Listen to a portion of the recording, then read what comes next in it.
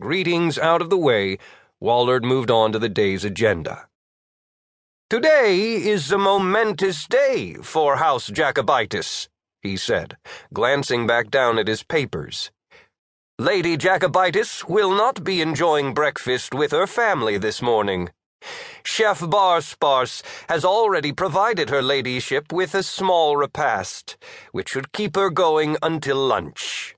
Her ladyship's military advisors have requested a supplementary briefing this morning, during which Lady Jakabitus will be updated on the status of this planet's ongoing war with the forces of the detestable Hahn Empire over the planet Ophion 6. My protege and I shall attend this meeting as the formalities dictate." A young woman raised her hand and said, "Query?" Wollard stopped reading from the agenda and addressed the young woman. "I recognize Schley, deliverer of liquid refreshment." Schley was a young woman, pretty by most conventional standards, and confident in a way that either made her seem slightly less attractive or much, much more attractive, depending on the observer.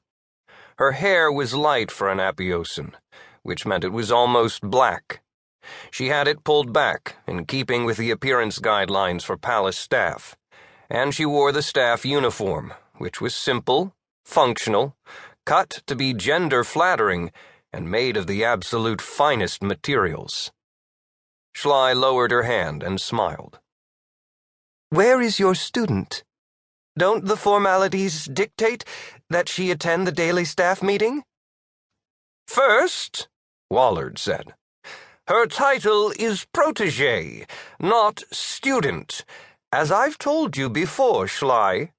You are correct that in most cases she would be here.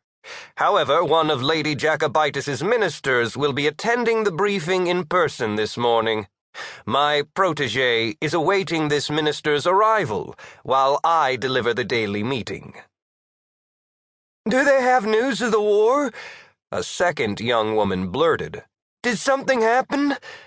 She was roughly the same age as Schley, with essentially the same coloration, but she was a bit less pretty and a bit less confident, and as such was totally overshadowed by her friend.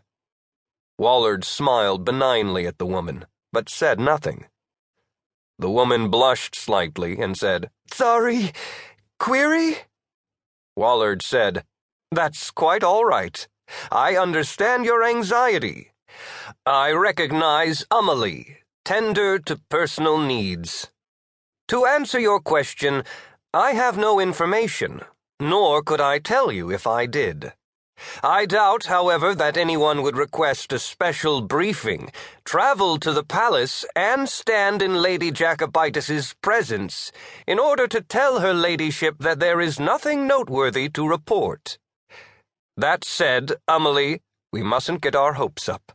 The House Jakabitus has been at war with the Hahn for generations. I don't see that changing any time soon."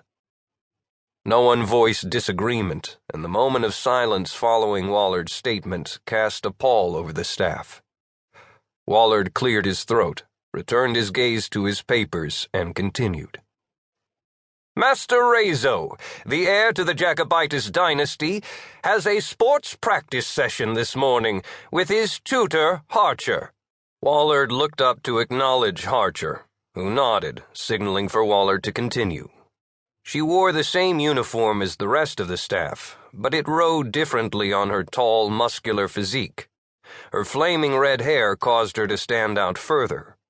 Like Wollard and his protege, she was an import from a different world, so she lacked the distinctive dark coloration for which the people of Apios were known and envied. "After sports practice and lunch, which will be attended by the ruling family, who will have no guests, Master Rezo will be competing in a sports meet, which his father, Lord Frederain Jakabitus, will attend. I'm certain we all wish him good fortune." The instant the word fortune left Wollard's lips, a male voice cried out, "Query?" Wollard grinned slightly in spite of himself.